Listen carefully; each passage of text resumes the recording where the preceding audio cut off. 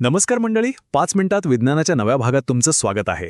आज आपण अशा एका अवयवाबद्दल बोलणार आहोत ना, जो आपल्या सगळ्यांकडे असतो, पण आपण त्याला अवयव मानतच नाही. आणि गंमत म्हणजे तोच आपल्यासाठी सगळ्यात धोकादायक ठरू शकतो. आपण बोलतोय चरबीबद्दल. हो, बरोबर ऐकलं, फॅट. आता आपण नेहमी काय विचार करतो की हे फक्त आळशीपणाचं किंवा जास्त खाण्याचं लक्षण आहे. पण खरं सांगू, सत्य खूप वेगळं आहे. चरबी खरं तर एक अवयव आहे. हो, आणि तो असा अवयव आहे जो आपल्या पूर्ण शरीरावर राज्य करू शकतो. चला थोडं खोलात शिरूया आणि यामागचा सायन्स समजून घेऊया. बघा, चरबीला ना आपण उगाचच विलन बनवून टाकलंय. खरं तर आपलं आरोग्य चांगलं ठेवण्यासाठी ती खूप गरजेची आहे. ती आपल्या बॉडीमधल्या कितीतरी महत्त्वाच्या गोष्टी कंट्रोल करते.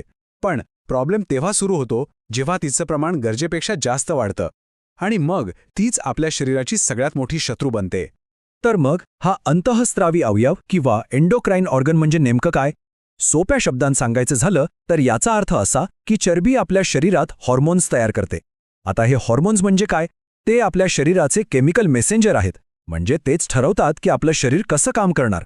पण विचार करा, जेव्हा चरबी जास्त होते तेव्हा काय होत असेल? बरोबर, ही सगळी मेसेजिंग सिस्टीमच गडबडून जाते. इथे एक इंटरेस्टिंग गोष्ट आहे. आपले शरीर आहे ना, ते लाखो वर्षांपूर्वीच्या काळानुसार बनलेलं आहे. म्हणजे तेव्हा अन्न मिळवणं खूप कठीण होतं. त्यामुळे मिळालेली प्रत्येक कॅलरी साठवण ठेवण्याची सवय आपल्या शरीराला लागलीय. पण आजची परिस्थिती बघा, जग पूर्णपणे बदललंय. आपल्या आजूबाजूला इतकं स्वस्थ, सोपं आणि टेस्टी जेवण आहे की आपल्याला कळायच्या आतच आपण गरजेपेक्षा खूप जास्त खातो. पण थांबा, खरी गंमत तर आता पुढे आहे. आपल्या शरीरात किती चरबी आहे ना, यापेक्षा ती कुठे साठलेली आहे हे जास्त महत्त्वाचं आहे. हो, कारण सगळ्या प्रकारची चरबी सारखी नसते. मुख्यतः चरबीचे 2 प्रकार आहेत. पहिली म्हणजे त्वचेखालील चरबी, म्हणजे जी आपण आपल्या हाताने पकडू शकतो. आणि दुसरी जी जास्त खतरनाक आहे ती म्हणजे अवयवांभूतीची चरबी. ही आपल्या आतड्या, लिव्हर आणि इतर महत्त्वाच्या ऑर्गन्सच्या आजूबाजूला जमा होते. आणि हीच विसरल फॅट, हीच खरी डोकेदुखी आहे, कारण ती जास्त ॲक्टिव्ह आणि धोकादायक असते. हे समजून घेण्यासाठी ना एक एकदम सोपी आयडिया आहे. ॲपल विरुद्ध पेयर्स बॉडी शेप. म्हणजे काय तर जर चरबी कमरेच्या भागात जास्त जमा झाली असेल आणि शरीराचा आकार सफरचंदासारखा दिसत असेल तर धोका खूप जास्त असतो.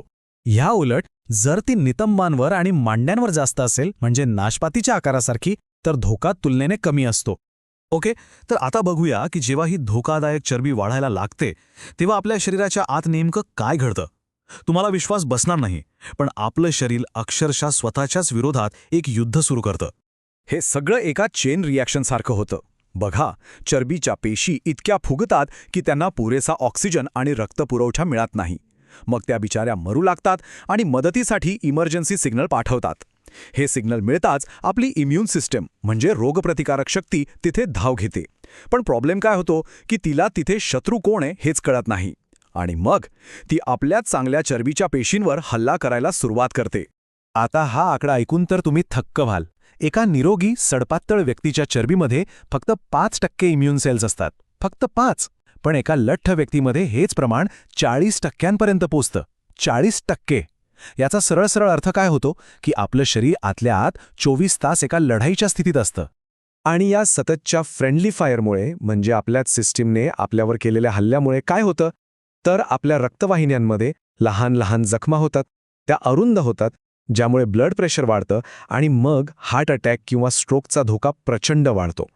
आणि सगळ्यात भीतीदायक गोष्ट म्हणजे हे सगळं आपल्या न कळत आपल्या शरीराच्या आतल्या आत चालू असतं. पण थांबा, गोष्ट इथेच संपत नाही. या आतल्या युद्धामुळे फक्त शरीराला सूज येत नाही, तर आपल्या बॉडीची संपूर्ण हॉर्मोनल कम्युनिकेशन सिस्टमच कोलमडून पडते. लेप्टिन नावाचा एक हॉर्मोन असतो. त्याचं काम काय तर आपल्या मेंदूला सांगणं की हे आपलं पोट भरलंय, आता खाणं थांबव.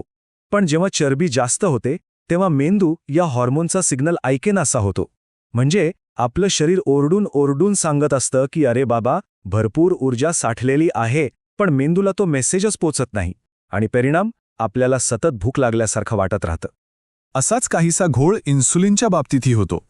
इन्सुलिनचं काम आहे पेशींना सांगणं की चला, जेवणाची वेळ झाली, रक्तातील साखर आत घ्या. पण अतिरिक्त चरबीमुळे काय होतं की पेशी हा आदेश ऐकेनाशा होतात. मग आपलं शरीर काय करतं? ते अजून जास्त इन्सुलिन तयार करतं. जणू काही ते अजून जोरात ओरडून सांगायचा प्रयत्न करते की अरे ऐका ना. आणि ही प्रक्रिया एका दिवसात होत नाही, ती अनेक वर्ष अगदी शांतपणे सुरू असते. सुरुवातीला आपलं शरीर जास्त इन्सुलिन तयार करून परिस्थिती कशीबशी सांभाळून घेतं.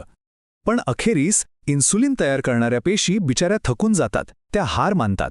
आणि मग निदान होतं टाईप 2 डायबिटीसचं. आणि ही गोष्ट किती गंभीर आहे हे या आकडेवारीवरून आपल्या लक्षात येईल. जर सध्याचा ट्रेंड असाच चालू राहिला तर विचार करा भविष्यात परिस्थिती काय असेल. मधुमेहाचं प्रमाण खूप जास्त वाढण्याची शक्यता आहे आणि ही खरंच एक खूप चिंताजनक गोष्ट आहे. पण थांबा, हे सगळं ऐकून घाबरून जाऊ नका, कारण आता येते एक चांगली बातमी. गुड न्यूज ही आहे की हे जे काही नुकसान झालंय ना, ते आपण भरून काढू शकतो. आपल्या शरीरामध्ये स्वतःला बरं करण्याची एक अविश्वसनीय ताकद आहे. आणि सगळ्यात भारी गोष्ट काय आहे माहितीये? हा बदल खूप लवकर आणि प्रभावीपणे होतो. ज्या क्षणी आपण अतिरिक्त वजन कमी करायला सुरुवात करतो, अगदी त्याच क्षणापासून ही सगळी विषारी प्रक्रिया उलट्या दिशेने फिरायला लागते. म्हणजे ती रिव्हर्स होते. चरबीच्या पेशी पुन्हा नॉर्मल साईजला येतात, त्यांचा ताण कमी होतो आणि आपली इम्युन सिस्टमसुद्धा शांत होते. याचा सरळ अर्थ असा आहे की एकदा का आपण ती अतिरिक्त चरबी कमी केली की तिचे जवळजवळ सगळेच्या सगळे विषारी परिणाम नाहीसे होतात. आपलं शरीर स्वतःला दुरुस्त करायला लागतं. आणि ही खरंच एक खूप मोठी आणि आशेचा किरण दाखवणारी गोष्ट आहे, नाही का? तर मग मंडळी, आजचा हा खुलासा कसा वाटला? जर आवडला असेल तर लाईक बटन नक्की दाबा, हे सगळ्यांसोबत शेअर करा आणि अशाच माहितीसाठी सबस्क्राईब करायला विसरू नका. तुमचे विचार खाली कमेंटमध्ये नक्की कळवा. भेटूया उद्या याच वेळी. तोपर्यंत काळजी घ्या.